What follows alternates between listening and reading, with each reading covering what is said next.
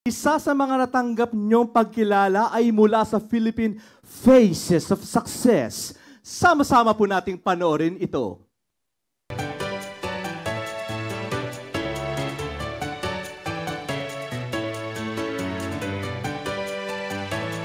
We can't contain our gladness. We want to express our happiness. We're overfilled with joy today. We have a celebration for a good reason. We're done with many nights of weeping. This is our morning of rejoicing. Good vibes. Isang gabi ng parangal at pagkilala sa mga individual at personalidad na may kwento ng buhay na humubog sa kanilang pagkatao na nagbunga ng pagtatagumpay sa kanya-kanyang kasanayan o larangan.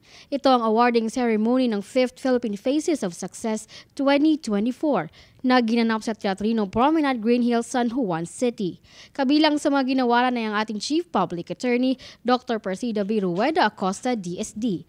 Ilan sa mga kasama niyang pinarangalan ay ang Concert Queen Ms. Pops Fernandez at ang Head of the Overseas Workers Welfare Administration, Mr. Arnel Ignacio.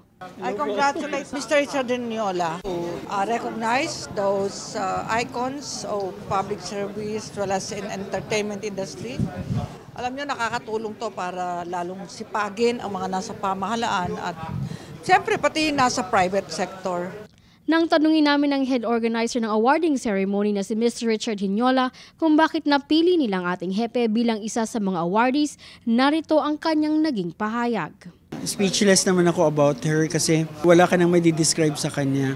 Ang ganda ng puso, very credible. At wala na talaga akong masasabi pa para sa kanya. Kaya palagi ko siyang awardee. Pero bakit nga ba ganito na lang ang pagsisikap ng ating hepe na magampanan ang lahat ng mandato ng PAO at matulungan ang mga malalita at api? Saan o kanino siya humuhugot ng lakas? Para malaman po ng mga kababayan natin ang batas. Kasi marami po nakukulong, nakakasuhan din la alam ang batas eh. Kaya kailangan ipaalam natin, ipaliwanag, ano ba ang batas?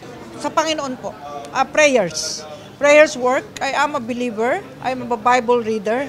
So, kumuhugot po akong lakas sa Panginoong Diyos at sa taong bayan. Nararamdaman ko po ang suporta ng taong bayan sa lahat ng bayan na aking pinupuntahan. At lahat po sila ay may isang ngiti sa kanilang mata kapag ako po ay nakikita. Hindi naman maiwasang tanungin si PAO Chief Acosta ukol sa pagtakbo sa nalalapit na eleksyon at ito ang kanyang naging kasagutan. Marami pa po ako mission sa PAO, tatapusin ko po yan. At kung kailangan na po akong lumipat ng opisina o ibang anggulo, ibang gawain na mas mataas, ay tatanggapin ko po kung yan po ang kalooban ng Diyos. Binanggit na rin ni PAO Chief Acosta sa nasabing okasyon na sa darating na mandatory continuing legal education ng Public Attorney's Office ngayong taon ay kasama sa mga bibigyan ng pagkilala si Mr. Richard Hiniola. We will be awarding Mr. Richard Hiniola of a special award as outstanding public civic officer and public servant. Kasi sa labas ng pamahalaan, meron din mga paglilingkod na ginagawa ang mga NGOs at mga private citizens at isa dyan si Mr. Richard Hiniola. So ayon po sa aming praise committee, isa sa napili na tatanggap ng Lady Justice Award. Sa August 2024, taong ito, malapit na po sa Philippine International Convention Center. Kung pagbabasehan ng kanyang mga gawa at ganitong mga parangal, walang duda na isa ang ating punong manananggol pambayan, PAO Chief Persida Acosta, sa mga haligi at mukha ng tagumpay sa larangan ng batas at hustisya. Chief Acosta, you're defending the people's rights. You keep on fighting the good fight. The justice and public service. You've dedicated your life.